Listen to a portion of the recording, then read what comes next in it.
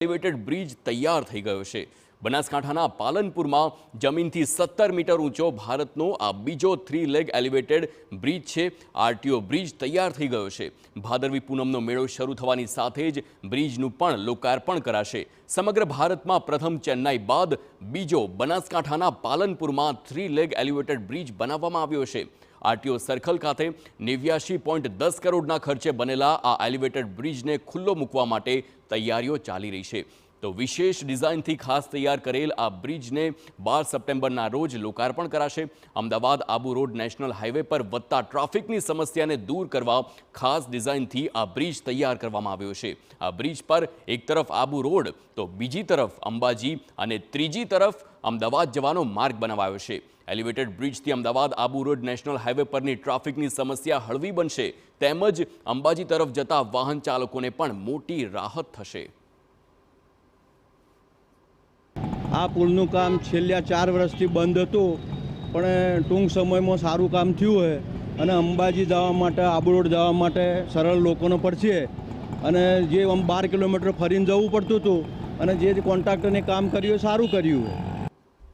તો મહત્વનું છે કે પાલનપુર આરટીઓ સર્કલ પર બ્રિજના કામની વચ્ચે અનેક વિવાદ આવ્યા હતા। સતત 4 વર્ષથી વિવાદમાં રહેલ બ્રિજ પરથી ગટર પડવાની ઘટનામાં 2 શ્રમિકોના મોત પણ નીપજ્યા। ઘટનાને લઈ હજુ પણ લોકોનો અંદરોઅંદર મનમાં છુપો ડર તો સતાવી જ રહ્યો છે। જો પહેલા જે બ્રિજ પડ્યો હતો તેનો હજુ ડર મતલબ મનમાંથી લોકોના મનમાંથી હજુ ગયો નથી। જમીનથી 17 મીટર ઊંચે અને ભારતનો બીજા નંબરનો 3 લેગ એલિવેટેડ બ્રિજ પાલનપુરના આરટીઓ સર્કલ ખાતે સંપન્ન થયો છે। જે પ્રકારે છેલ્લા 3 વર્ષથી આ બ્રિજનું કામ ચાલુ હતું અને આ બ્રિજ છે એ સંપન્ન થયો છે અને આવતીકાલે તેનું લોકાર્પણ છે। જે પ્રકારે દ્રશ્યો બતાવીશ કે જમીનથી આ બ્રિજ છે એ 17 મીટર ઊંચે છે, એટલે કે હાઈટ ઉપર છે અને ખાસ કરીને જે ટ્રાફિકની સમસ્યા છે તેનું જે નિરાકરણ આવે એ હેતુથી આ બ્રિજનું નિર્માણ કરાયું હતું। જે પ્રકારે અહીંયા પાલનપુરથી અંબાજી હાઈવેને જોડતો આ બ્રિજ છે, તો પાલનપુર અને આબુ રોડને જોડતો પણ આ બ્રિજ છે અને અંબાજી આબુ રોડ અને પાલનપુર શહેરને જોડતા આ બ્રિજનું નિર્માણ થયું છે।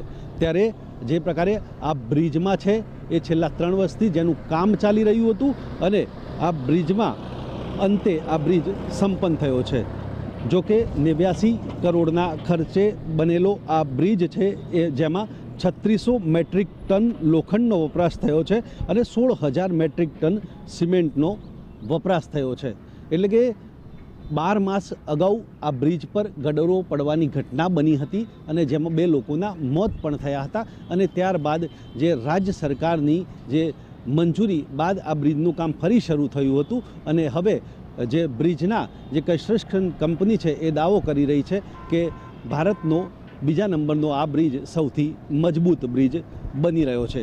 ત્યારે જે ભાદરવી પૂનમનો મહામેળો છે અને જે લાખો પદયાત્રિકો પણ આ બ્રિજ પરથી ચાલવાના છે જેનું આવતીકાલે લોકાર્પણ થઈ રહ્યું છે। સૌથી મહત્ત્વની વાત એ છે કે આ બ્રિજમાં જે વાહનોની સ્પીડ છે એ માત્ર 30 જેટલી રાખવામાં આવી છે, જેને કારણે સહેલાઈથી ચાલી શકાય।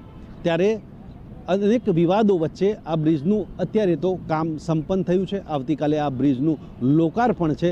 ત્યારે મહદઅંશે પાલનપુર શહેરની ટ્રાફિક સમસ્યા છે એ હલ થશે અને પાલનપુર અને આબુ રોડથી અંબાજી જતા જે વાહનો છે તેમને પણ સરળતા રહેશે। અતુલ ત્રિવેદી, TV9 બનાસકાંઠા।